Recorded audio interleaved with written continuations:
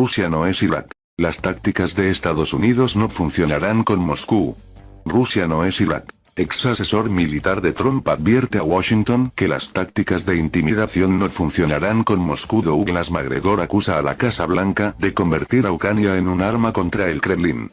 Douglas Macgregor, ex asesor militar de Donald Trump en los últimos meses de su presidencia, declaró en una reciente entrevista con Fox News que Washington no se da cuenta de que Rusia no es Irak y que las tácticas de intimidación no funcionan con Moscú. La gente ha confundido, me refiero a la gente de Washington, ha confundido Rusia con Irak. Pero Rusia no es Irak. Rusia no es un país al que se pueda intimidar a voluntad. Y nos lo han demostrado de forma convincente, declaró Macgregor.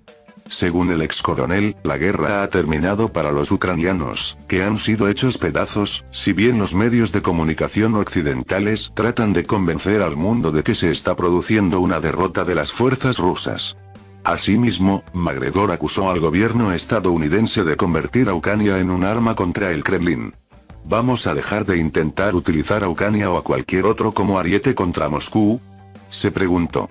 Realmente, tenemos que convivir con esta gente en lugar de matarla, agregó. Ucrania no es Texas. Además, señaló que Washington debería reforzar la seguridad dentro de su país en vez de intentar hacerlo en Ucrania, suministrándole enormes cantidades de armamento. Hay gente que se confunde, porque parece que no entienden que Ucrania no es Texas, que nuestra fuerza militar debe ser mejorada en Texas en primer lugar y no en Ucrania, aseveró. Macgregor también subrayó que existe la amenaza de una desdolarización del sistema financiero internacional, en parte, a raíz de las sanciones que Estados Unidos ha estado imponiendo a Rusia, por lo que llamó a Washington a ponerlas fin y a trabajar con el resto del mundo. La India, China, muchos otros países, Brasil, han dicho, mira, no vamos a unirnos al régimen de sanciones. Los alemanes y los japoneses han dicho, vamos a comprar petróleo y gas de los rusos, lo sentimos, concluyó. Rusia lanzó la operación en Ucrania con una mano atada a la espalda. Experto militar estadounidense. Los rusos lanzaron la operación en Ucrania con una mano atada a la espalda. El analista militar estadounidense y exinspector y experto en armamento de la ONU, Scott Reiter, que ha estudiado durante décadas las tácticas y la estrategia soviéticas y rusas, ha expresado su opinión en la plataforma Patreon, Estados Unidos, sobre la operación militar especial de Rusia en Ucrania. El experto destacó que lleva 35 años estudiando el arte militar de los rusos. Ahora observa una estrategia multivectorial clásica. Las fuerzas armadas rusas están atacando a las fuerzas enemigas, destruyendo importantes instalaciones militares, sorteando bastiones y rodeando a las formaciones más preparadas para el combate de las fuerzas armadas de Ucrania, impidiendo que la parte ucraniana tome la iniciativa. Señaló que las tropas rusas estaban avanzando por el territorio ucraniano a gran velocidad. Por lo tanto, los que dicen que es lento se equivocan, porque en realidad es el avance más rápido del ejército de tierra en la historia moderna. Es mucho más rápido que el avance de la Wehrmacht en el territorio de la URSS durante la Gran Guerra Patria. Además, este avance de las tropas rusas es único y no tiene parangón en el mundo, ya que las fuerzas armadas de Ucrania disponían de 260.000 combatientes y estaban entrenadas y equipadas por la OTAN. Además, el ejército ucraniano contaba inicialmente con el apoyo de 300.000 reservistas y unidades auxiliares. Al mismo tiempo, las fuerzas armadas rusas comenzaron la campaña con solo 200.000 combatientes, es decir, se enfrentaban a casi 600.000. Por lo tanto, la ventaja numérica era de 1 a 3 no con los rusos que avanzaban, sino con los ucranianos que se defendían. Sin embargo, las pérdidas de la semana pasada fueron de 1 a 6 a favor de las fuerzas armadas rusas, no de las fuerzas armadas de Ucrania. Recordó que durante los combates de la Segunda Guerra Mundial en el frente occidental, había entre 1,2 y 1,4 alemanes por cada estadounidense muerto. Según sus palabras, esa proporción permitió a los estadounidenses ganar y avanzar. Una proporción de rusos a ucranianos de 1 a 6 para Ucrania es una derrota aplastante. Una de las razones que frenan el avance de los rusos es la intención declarada por la parte rusa de evitar bajas entre los militares ucranianos. Fue una absoluta sorpresa para mí, como lo fue para todos, que empezarán la operación con una mano atada a la espalda. El avance se está produciendo con mucha calma, con mucho cuidado. Los rusos intentan negociar y minimizar las víctimas civiles y la destrucción de las instalaciones urbanas. Los rusos han demostrado su negativa a destruir a los soldados ucranianos en sus cuarteles, cuando podrían haberlo hecho. En su lugar, les dejaron dormir tranquilamente y les dijeron: preferimos que os quedéis en vuestros barracones y os neguéis a resistir, porque nuestros agravios no son con vosotros, nosotros vamos detrás de peces más grandes. Por desgracia para los rusos, los ucranianos han decidido luchar, y lo hacen muy decentemente. No puedo menospreciar la valentía y la resistencia de los militares ucranianos.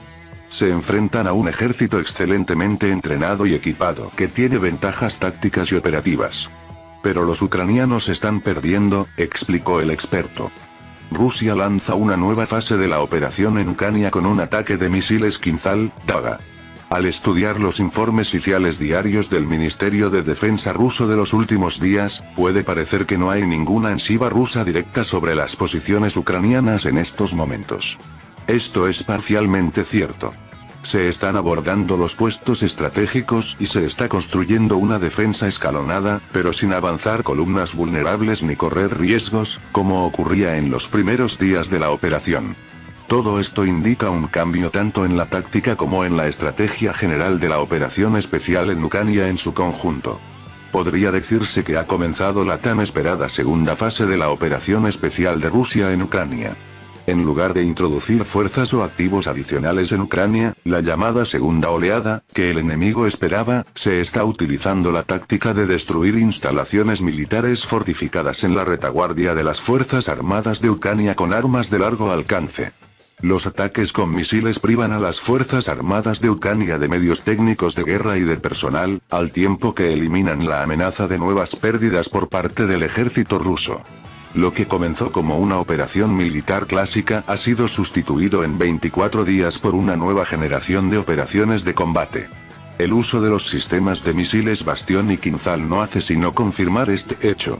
El sistema de defensa aérea continuará en un nuevo formato, que ya había demostrado su eficacia hace algún tiempo, cuando se llevaron a cabo ataques increíblemente efectivos y demostrativos contra una serie de objetivos. La destrucción de un foco de mercenarios en el campo de entrenamiento cerca de Yavoriv, así como el ataque al cuartel de la 79ª Brigada de Paracaidistas cerca de Mykolaiv, tuvieron un gran efecto moral y psicológico. Los medios de comunicación occidentales se llenaron de entrevistas con supervivientes, que empezaron a instar amistosamente a los ciudadanos de sus países a abandonar la idea de ir a Ucrania a luchar contra los rusos. El uso del misil hipersónico Kinzhal-Daga, sobre un depósito de municiones subterráneo fuertemente fortificado en la región de Ivano-Frankivsk, demostró que los restos del sistema de defensa aérea ucraniano, que en ocasiones había derribado los lentos misiles de crucero rusos, habían caído en el olvido. E incluso las regiones occidentales de Ucrania, relativamente tranquilas y prácticamente no afectadas, donde todavía hay unidades de las Fuerzas Armadas ucranianas listas para el combate y con munición de reserva, han perdido ya por completo la ilusión de su seguridad.